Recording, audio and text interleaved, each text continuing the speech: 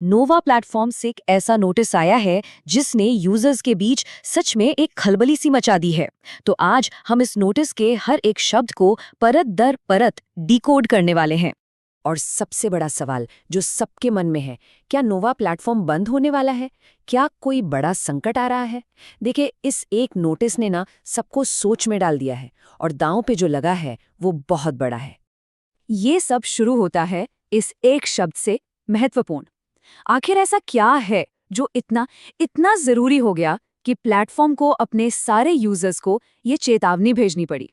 और फिर आता है ये शब्द, आवश्यकताएं।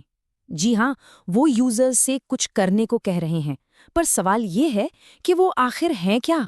और आखिर में एक वादा कि कुछ बहाल किया जाएगा, मतलब कुछ ऐसा जो ले लिया गया है उसे वापस देने की बात हो रही है। लेकिन किस कीमत पर?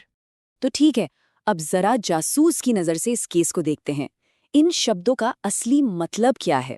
चलिए सीधा सबूत पर चलते हैं, यानी कि वो नोटिस जिसने ये सारा हंगामा खड़ा किया है। तो नोटिस में लिखा है कि वो सिस्टम ऑप्टिमाइजेशन और डेटा पुनर्गठन कर रहे हैं।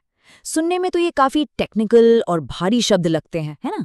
लेकिन असली बात यहाँ छुपी है कि अपने ही पैसे निकालने का जो फंक्शन है, विड्रॉल फंक्शन, उसे वापस पाने के लिए उनकी 2 शर्तें पूरी करनी होंगी। ये तो एक तरह से बंधक बनाने वाली सिचुएशन हो गई। मतलब अभी फंड्स लॉक्ड हैं, कोई पैसे नहीं निकाल सकता, लेकिन अगर उनकी मांगें पूरी कर दी जाएं तो वो इसे बहाल कर देंगे। ये सब कंट्रोल का खेल लग रहा है। अब ये जो डेटा पुनर्गठन है ना, इसे ऐसे समझिए कि जैसे किसी बड़ी पार्टी से पहले कोई अपने घर का सारा सामान फिर से जमा रहा हो। मतलब वो किसी बड़ी चीज के लिए तैयारी कर रहे हैं। पर वो बड़ी चीज है क्या? नोटिस के हिसाब से तो ये उनकी लिस्टिंग योजना का हिस्सा है। तो चलिए अब आते हैं इस मामले की जड़ पर।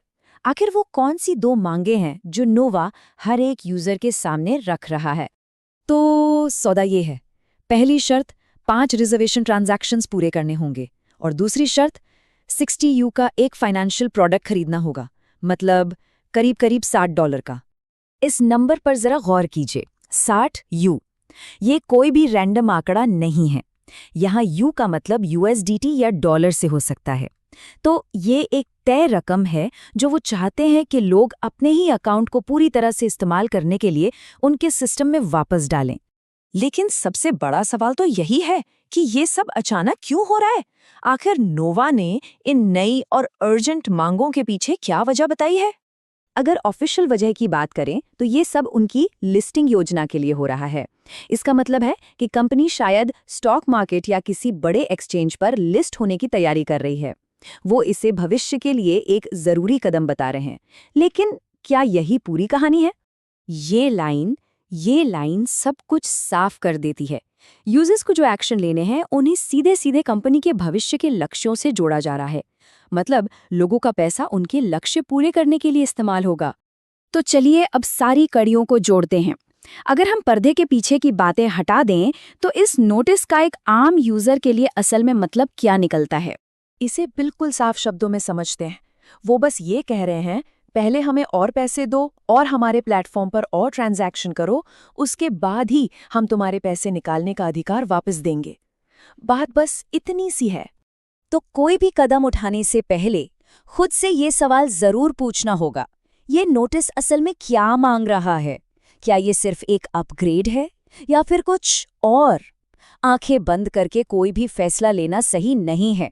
अपनी रिसर्च कीजिए और हमेशा सोच समझकर ही कोई कदम उठाइए।